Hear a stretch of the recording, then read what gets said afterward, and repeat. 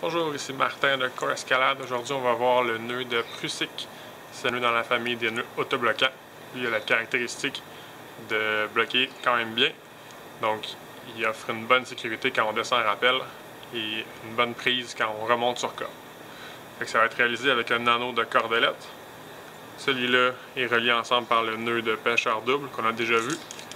Il y a d'autres versions aussi qui sont acceptables comme produit acheté fait pour ça. Celui-là, il va être cousu par le manufacturier. Les deux objets peuvent faire un anneau et on peut s'en servir pour attacher un nœud de Prusik. Dans le contexte d'une descente en rappel, on serait sur une paire de cordes comme ça. Comment on va réaliser le Prusik? On va passer l'anneau de cordelette derrière la paire de cordes. On va passer le nœud de pêcheur double autour de la paire de cordes dans l'anneau de cordelette en face. Une première fois, une deuxième fois et une troisième fois. On va jouer avec le tout pour mettre les cordes qui partent du nœud de pêcheur double au centre du nœud.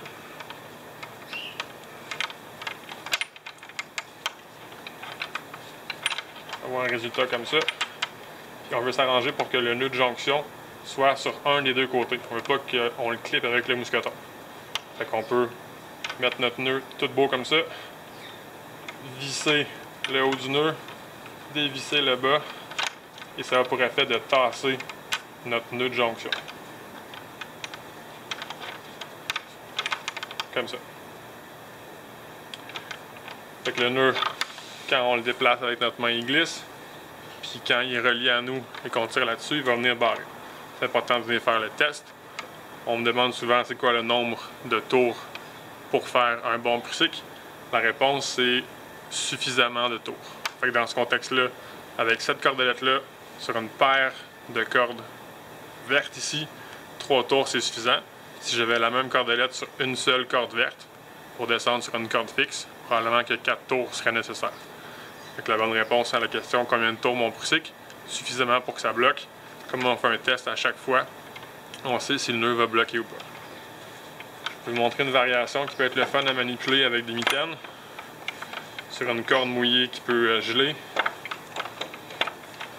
C'est le même départ. Mais au lieu de passer le nœud en face, on va passer la boucle de cordelette du côté du nœud. Même chose, on va aller pour le 3 tours. 2 tours. 3 tours.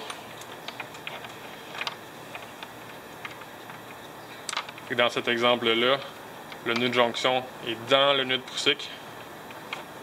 Il faut absolument qu'il soit centré dans le nœud de Prusik. Comme ça.